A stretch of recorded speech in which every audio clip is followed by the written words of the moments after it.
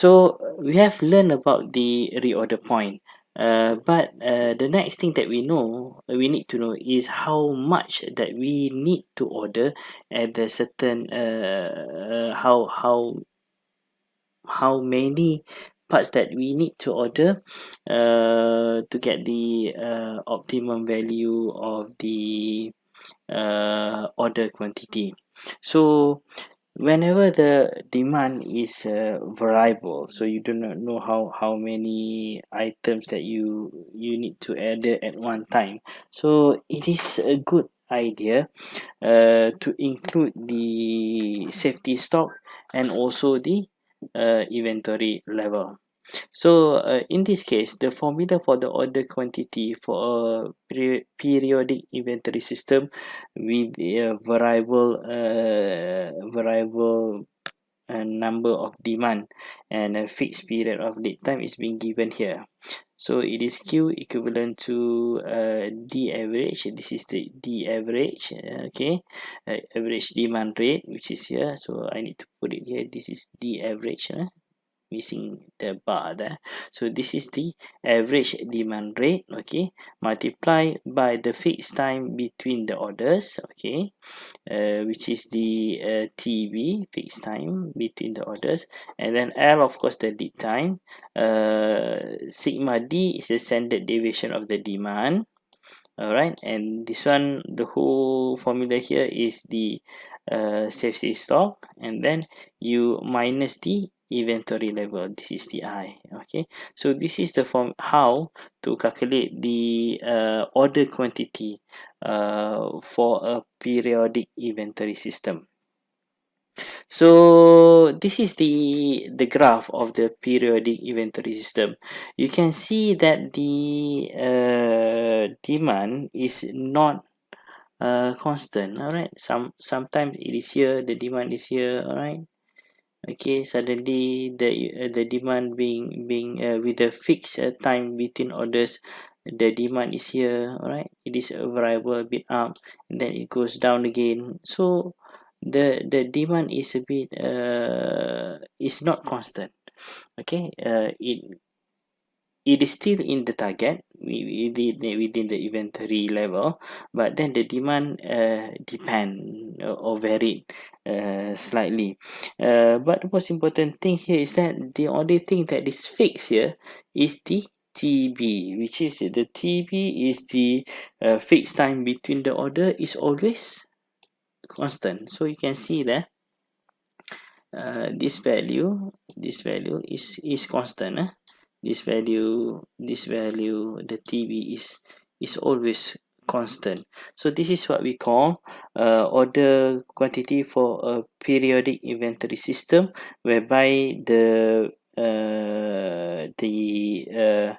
TB or the fixed time between the orders are constant, but then the demand, the average demand rate is the demand is varied. Okay, this is the example of the order size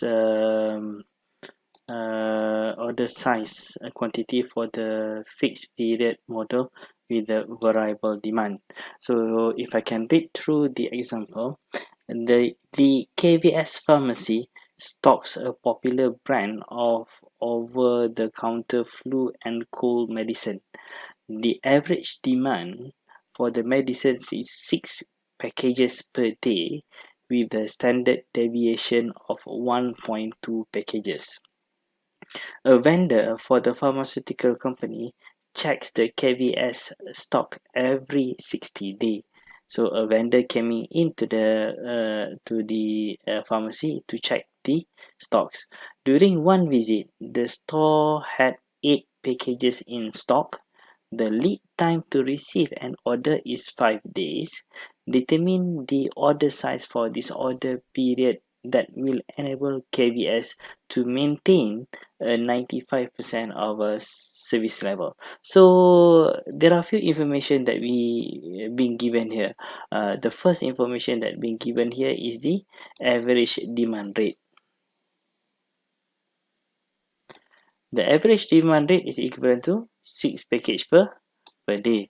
The second one is on the standard deviation of the demand. The standard deviation of the demand is equivalent to 1.2 packages, and then we know that the fixed time between the order or the TB is equivalent to 60 days, and it is being given that the lead time to receive the order is 5 days, and then the current inventory level is equivalent to 8 packages, and the number of standard deviation for a service level of 95%. So for service level of 95%, the number of standard deviation is equals to Z is equals to 1.65. Now what we need to do is just to add in all the values, okay, inside this formula. And what will happen is, after having put all the value inside this formula, you will the result came up with the number of quantity orders should be 397.96 packages, or we should say 398 packages. So coming back to the slide, so this is the fixed period model with a variable demand example that we have discussed before, and then we have found that the order quantity for periodic inventory system is equivalent to 397.96 packages, or almost equivalent to 398 packages. So you can also solve this problem by having to use the Microsoft Excel here, and then you can try it at home, and then you must ensure that you got the same answer by having to put a correct formula.